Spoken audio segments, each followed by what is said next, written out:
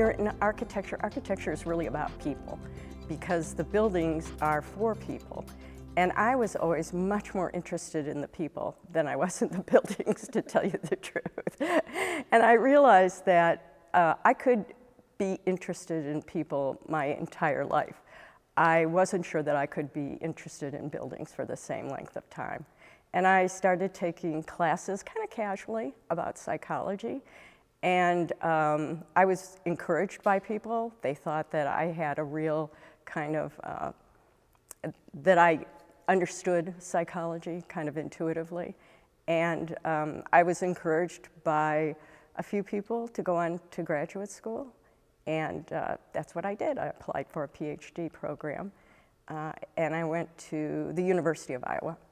Well, for a while, I was in research. Purely research. And then my mother got ill, so I had to kind of go home. And then I started teaching as an adjunct on the side. So I thought one way of combining research and teaching was to find a job doing that. I've always looked at research as sort of a kind of, I'm a detective, and I'm trying to find out the answer to a question. And so I liked kind of pursuing the question until I could find an answer. Or I found out, and usually you find things out, either you verify what you thought, or even more interestingly, it's totally different than what you thought. And as long as you are, you know, accepting of that ambiguity, you have a lot of fun doing it. So it was always fun for me. But I've always been very interested in mental health problems that took place in medical settings, because the truth is that probably about 60% of people, they go to their primary care provider. They don't go to their psychiatrist or their psychologist or their social workers. And most people, you know, they go to their doctor. And so I thought, wow, that's really interesting. I wonder why they do that and what kinds of people do that. So that's what I pursued. But it's really linked to my mom again, because my mom was a public health nurse, and she was a real advocate of people who had mental health problems. And because she was in public health, she didn't work in a hospital. She worked in a non-traditional setting, which is she went out to people and actually helped them in their homes. That was what that was all about. And so for me, I really wanted to combine my interest in mental health problems that are in medical settings with kind of bringing things to people who needed them to the place that they needed them. And that's kind of how the, we call it IDET, the Internet Delivered Empirically Based Treatment, that's what that stands for. It was a way of bringing kind of mental health services to a medical setting where it would be most needed. About 75% of the counties that the United States government has designated as having a critical shortage of mental health professionals, they're rural counties. And very few PhD level, you know, like psychologists are there. Very few psychiatrists are in mental health settings. And even if there are community mental health services available, they're usually in the larger towns. They're not in, you know, the teeny-weeny towns that are outside of them. So poverty is an issue too in rural areas. And it's difficult for people to get the money, to get the gas, to go to, you know, faraway places to get mental health settings. What's really not unique and is stigma. And most people don't want to go to a place that's been identified as giving mental health services. There's still a lot of embarrassment about it. So going to your primary care provider, they just say, I'm going to the doctors, you know, and a lot of the stigma is removed. Depression goes in cycles. People have 4 to 7 on average bouts of major depression in their life usually. And if someone is not treated and has one major depressive episode, their chances are about 50% that they're going to have a second major depressive episode. If it's untreated after the second episode, there's about a 75% chance that they'll have a third episode. And after the third episode, there's about a 95% chance that they'll have a fourth episode. So many of the mental health problems that we're concerned with, they're chronic, you know? They may ebb and flow, but they may also come back. So that's what happens when mental health problems aren't treated. I was working with a friend of mine at Rosalind Franklin University, and we were working on something very similar at his university, and it is in Lake County, a lot of which is rural. And we were using a new kind of therapy that would treat much broader kinds of mental health problems than had previously been thought possible. And we thought, God, this is perfect for primary care. And so we started working on it. Well, he couldn't get the funding from his end. And what we wanted to do was we wanted to train master's level clinicians in both of our institutions and give them exposure to sort of rural mental health. And so he couldn't get funding, and Bob Chestnut said, Susan, start making friends with people here. Maybe you could get funding here. And he introduced me to people at Sarah Bush, and I went out and talked to them. I met Roger Ostoff, who's head of physician services, and also a lot of the mental health sorts of delivery at Sarah Bush. And he was very interested in it. He said, would you come and present to our board behavioral health group? And I did. And they were uniformly positive about it. And Roger and I have been working on this for about 2 years. So it was a long process, and it wasn't always easy. But now we have a clinic that we're working out of. And so it's kind of coming to fruition now.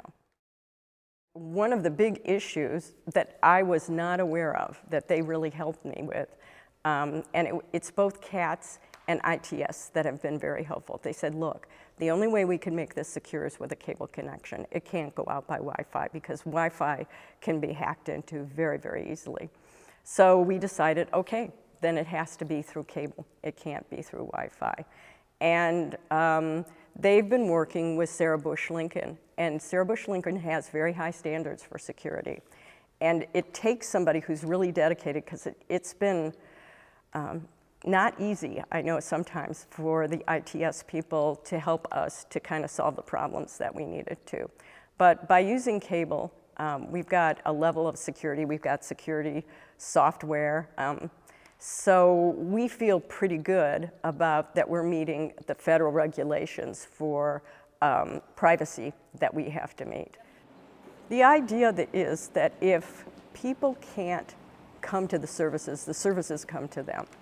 And so what we decided to do was to go where most people have mental health problems, and to use Skype to deliver psychotherapy from EIU to the smaller clinics that Sarah Bush Lincoln has set up. This is kind of a pilot program, and it's good for mental health, it's good for the community, and it's good for our students to have experience doing this, because what they found is the more experience that students have with it, the more likely they are to stay in like rural communities.